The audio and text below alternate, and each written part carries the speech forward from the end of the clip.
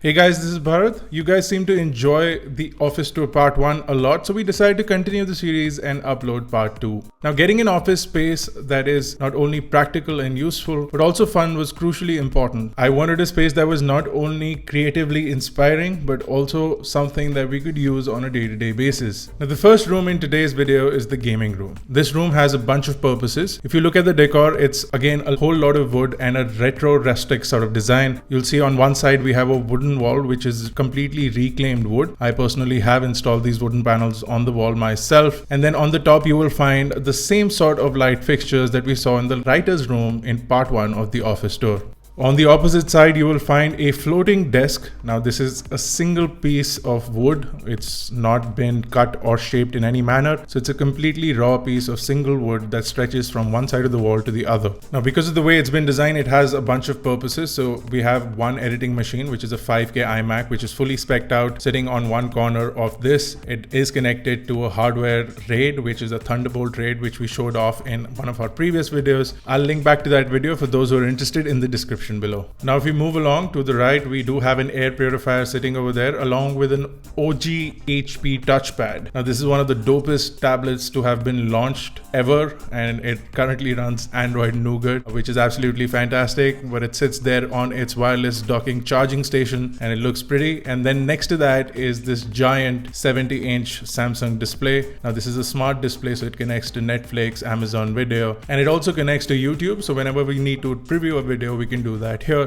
This screen is connected to our gaming consoles, including the PlayStation 4, which has been jacked up to have a massive storage and drop down wireless charging for the remotes. And then behind that was essentially supposed to be a bookshelf, has been converted into a PlayStation game storage. But now since we are downloading games directly onto the PlayStation, whatever games we bought in the past just sit on the top. Now on the wall behind the screen is a complete pinboard. So this whole entire wall is a pinboard, which can help us to put up some artwork, posters, or whatever we need to on this wall, again getting us a lot of creativity and inspiration, along with a really nice background for any of our videos. Again, this room also has a whole lot of natural light with this giant bay window on the side which overlooks into the driveway, and just like our other spaces, we can move the furniture around. The coffee table does have wheels on it and this whole retro design, so I can simply pull it out of the way in case we need to shoot in this room. Also on one side of the room is where all the ideas happen for our videos, so that's where all the production ideas happen, and that's where our producer sits. While we are moving into the second room, you can see that we use this glass door for ideating as well as noting down things and to-do lists. And as we walk through this door, we walk into the main corridor, which essentially connects all the rooms in the office, but we've repurposed it as an editing room. So we do have a main editing machine that sits on one side. Now this is a Hackintosh that I have been updating over the past couple of years, so it does have dual graphics cards and dual RAIDs along with SSDs in there, which works perfectly for our red footage, and it is connected to the LG 34-inch curved monitor that you can see sitting on top.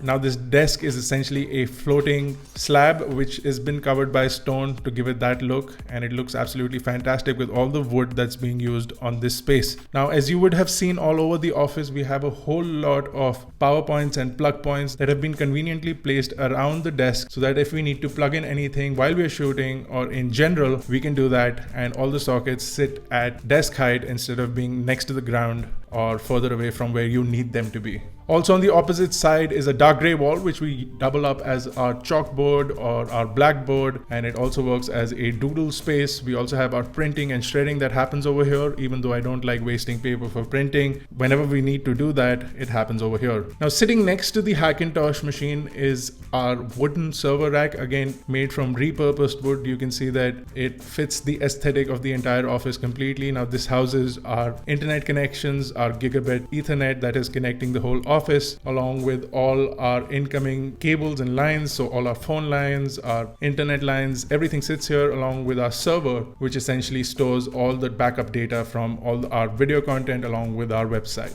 Now this room connects into a bunch of other rooms, but let's move on into the kitchen. Now just like every other room, you'll see that the kitchen has a really nice aesthetic on the wall. Every wall in this whole office was designed with the sole purpose of being used during our shoots shoots. So we have a whole lot of different backgrounds so that we can continue to use each and every room while we are shooting. Now the kitchen is one of the most important areas for any space, whether it's a house or an office. Now our kitchen does have a fully stocked up fridge, which does have a whole bunch of drinks and snacks in there for anyone to use during office hours.